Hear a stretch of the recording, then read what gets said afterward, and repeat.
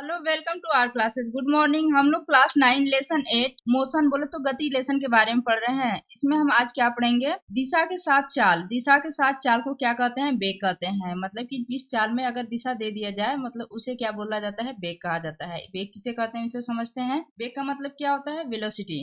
वस्तु का जो वेग होता है उसके द्वारा दी हुई दिशा में प्रति इकाई समय में चली गई दूरी होती है। या इसको हम कह सकते हैं कि किसी वस्तु के निश्चित दिशा में स्थान परिवर्तन की दर को, या इसे ऐसे भी लिख सकते हैं कि किसी वस्तु द्वारा एकांक समय में तय की गए विस्थापन को उस वस्तु का वेग कहते हैं।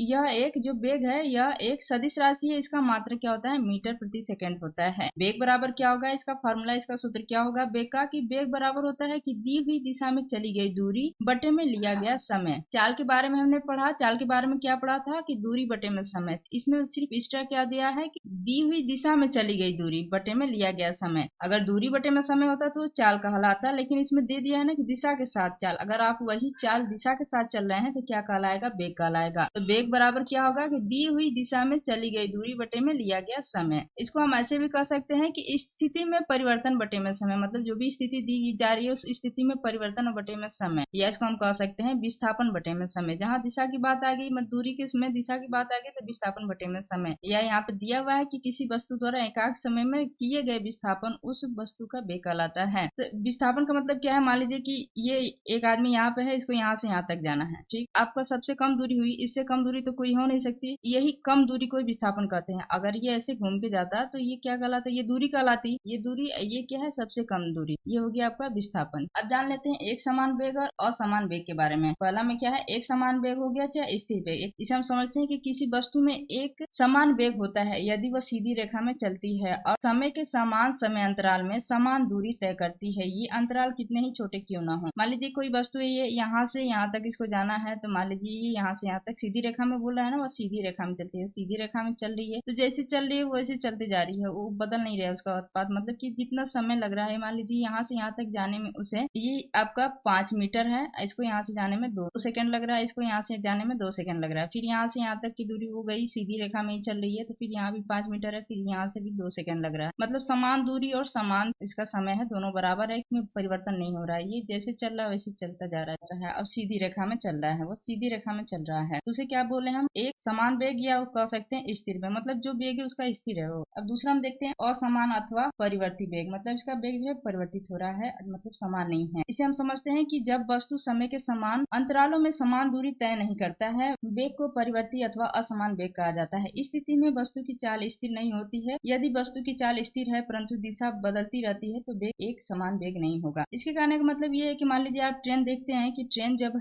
चलती है तो आपको, आप यहाँ पे कोई वस्तु है, यहाँ से यहाँ तक ये जा रही है, तो ये 2 सेकंड में ये यहाँ 5 मीटर की दूरी तय की, फिर उसके बाद ये 2 सेकंड में ये 10 मीटर की दूरी तय कर ली, फिर उसके बाद यहाँ से यहाँ तक इसको जाना है, फिर यहाँ से ये 2 सेकंड में ये 15 मीटर दूरी तय कर ली। तो इसका क्या हो रहा है? मतलब कि समान समय अंतराल में समान दूरी तय नहीं करती है। मतलब ये समान समय समान है, लेकिन इसका दूरी जो है समान नहीं है। कभी 5 मीटर चल रही है 2 सेकंड में ही, कभी 10 मीटर चल रही है 2 सेकंड में ही, कभी 2 सेकंड में 15 मीटर चल रही है। तो इसका मतलब क्या है? ये असमान वेग है या परिवर्तित वेग है। इसका वेग परिवर्तित हो रहा है। सकते हैं उदाहरण से हम समझते हैं कि यदि एक कार स्थिर चाल से वृत्ताकार मार्ग पर चल रही है तो कार की चाल यद्यपि स्थिर है, इसका वेग जो है एक समान नहीं है, क्योंकि कार की दिशा लगातार बदलती रहती है। अगर ये जो क्या है वृत्ताकार मार्ग है तो जो है इसकी दिशा लगातार बदलती रह रही है। इससे इसका क्या हो रहा है कि जो वेग है वो समान नहीं है। अगली वीडियो में हम औसत वेग के बारे में पढ़ेंगे। Thank you for watching. Please like and subscribe my channel.